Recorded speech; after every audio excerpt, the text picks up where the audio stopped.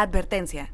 Mexicanadas Mexicanísimas está basado en libros, artículos e historias de voz en voz que pueden o no contradecir la historia oficial. Se recomienda discreción a personas con problemas del corazón, amor por el México del pasado o conspiranoicos.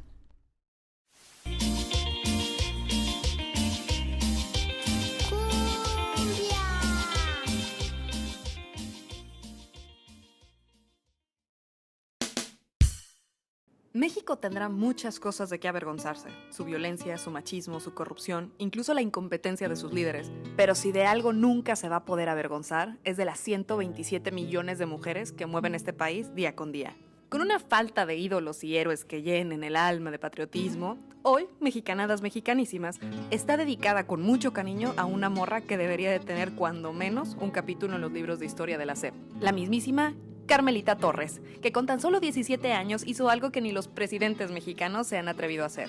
Mi compa se le puso el tú por tú a las autoridades gringas, cerró la frontera del Paso y logró unir a más de 2,000 trabajadores mexas en lo que hoy se conoce como The Bad Riots o los disturbios de los baños. Los pongo en contexto. Resulta que la Revolución Mexicana seguía en su mero mole. Las fuerzas de Pancho Villa habían atacado el pueblo de Columbus, Nuevo México, en marzo de 1916 y las autoridades gabachas ya no se andaban tan a la ligera con los mexicanos. Por otro lado, durante esos años, Estados Unidos había agarrado de modita la corriente de la eugenesia, que en pocas palabras trataba de crear individuos genética y moralmente superiores a base de seleccionar genes sobresalientes y hacerlos que se reprodujeran.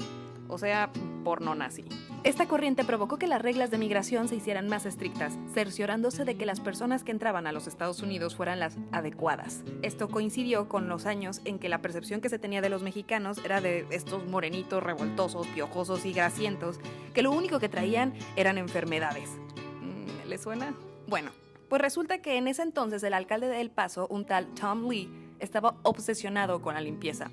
Pero en todos los sentidos. Su postura era de limpiar el paso de toda su mugre. Esto obviamente también incluía personas las cuales él pensara que fueran parte de esa mugre. Dentro de sus promesas de campaña estaba acabar con el brote de tifus, enfermedad que transmiten los piojos, que no representaba un peligro en el paso, pero que iba perfecto con señalar a los migrantes y a los pobres. Así que, como tacos al crudo, el constante cruce de mexicanos a suelo gabacho, la percepción que se tenía de ellos y la excusa de querer limpiar la ciudad le cayó como anillo al dedo a Mr. Lee. La petición para crear centros de desinfección en la frontera con México fue aprobada y financiada por el gobierno de los Estados Unidos en 1916. En estas instalaciones, todos los migrantes tenían que desvestirse completamente, mandaban la ropa a una secadora en seco y luego la fumigaban con pesticidas altamente tóxicos dentro de un lugar conocido como el cuarto de gas. Luego, un inspector checaba milimétricamente el cuerpo de cada persona, desde cabeza, axilas y genitales, en busca de piojos. Si llegaban a tenerlos, se les rapaba y eran bañados con una mezcla de queroseno, lo que queda después de la destilación de la gasolina, y vinagre. Y si esto no fuera lo suficientemente jodido, a muchos incluso les hacían pruebas de inteligencia, porque el gabacho es un país libre de pendejos, al parecer.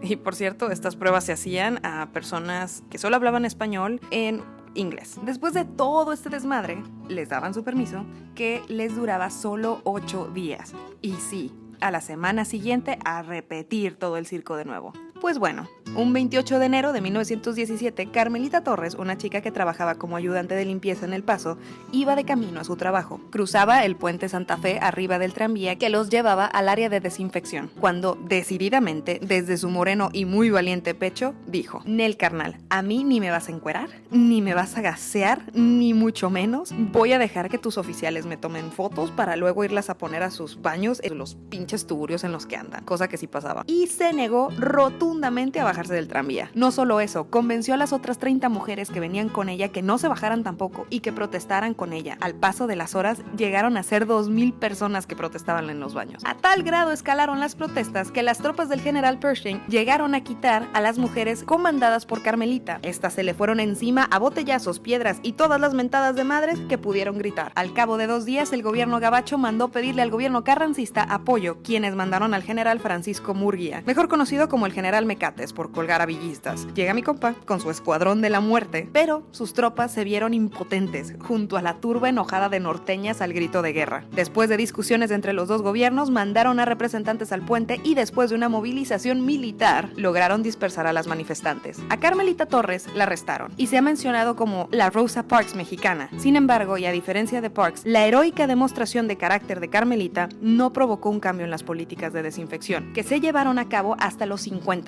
Además, ese año se implementó el uso del pasaporte y se empezó a cobrar los famosos permisos, que si alguna vez has cruzado en carro a la frontera, seguramente has tenido que pagar.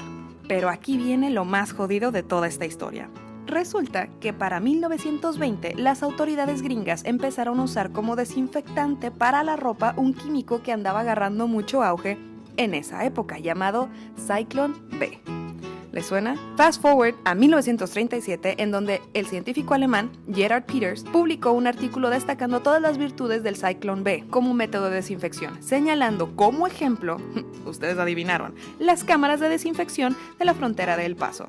Incluso puso fotos. Artículo que serviría de inspiración para las futuras cámaras de desinfección en los campos de concentración nazis, en donde no solo serían usados para desinfectar ropa.